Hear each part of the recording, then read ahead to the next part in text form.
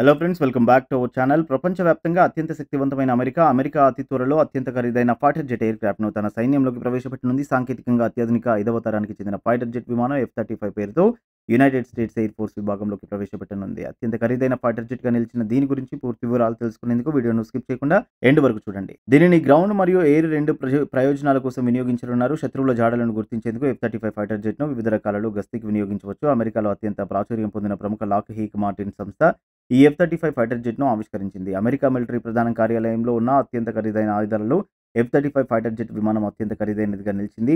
America air force తెలిపిన వివరాల ప్రకారం సైన్యం యొక్క బలాన్ని ఈ ఫైటర్ జెట్ ద్వారా కొత్త కోణంలో చూడగలరని తెలిపింది. అమెరికా ఎయిర్ ఫోర్స్‌లోకి వచ్చి చేరుతున్న సరికొత్త ఫైటర్ జెట్ విమానం ధర అంచనా సుమారుగా $400 బిలియన్ అమెరికన్ డాలర్లుగా ఉంది. ప్రపంచ చరిత్రలో ఒక ఆయుధానికి ఇంత ఖర్చు చేయడం ఇదే మొదటిసారి. ఆర్థిక మరియు సాంకేతిక కారణాల వలన దీనిని తీసుకురావడం అమెరికా ఆలస్యం చేస్తూ వచ్చింది. ఇందులో కేవలం ఒక్కరు మాత్రమే ప్రయాణించే ఇందులో ఈ సింగిల్ ఇంజిన్ కలదు.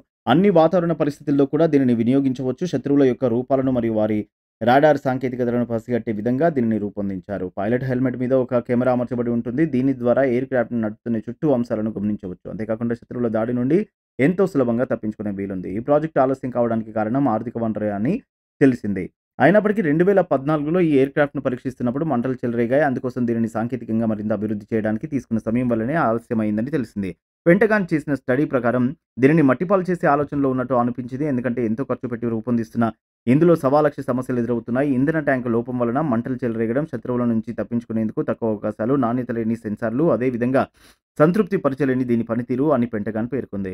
పెంటగాన్ నివేదిక అనంతరం ఇది అత్యాధునికంగా అభివృద్ధి చెందినట్లు తెలిసింది. దృఢత్వం మరియు సాంకేతికంగా పూర్తి స్థాయిలో సరిచేయబడింది. అతి త్వరలో అమెరికా మిలిటరీలోకి అడుగిడనున్న దీనికి యుద్ధ క్షేత్రంలో కూడా ఉపయోగించడానికి అనుమతులు లభించినట్లు తెలిసింది. ఇండియా, రష్యాతో చేతులు కలిపి 5వ తరానికి చెందిన అత్యాధునిక ఎయిర్ క్రాఫ్ట్‌ను రూపొందిస్తుంది. రానున్న కాలంలో ఈ పథకం పూర్తి స్థాయిలో కార్యరూపం దాల్చనున్నట్లు తెలుస్తుంది. ఈ ఎయిర్ క్రాఫ్ట్ అందుబాటులోకి వస్తే ఇండియా అంతర్జాతీయంగా అత్యంత శక్తివంతమైన దేశాలలో మరింత శక్తివంతంగా మారనుంది.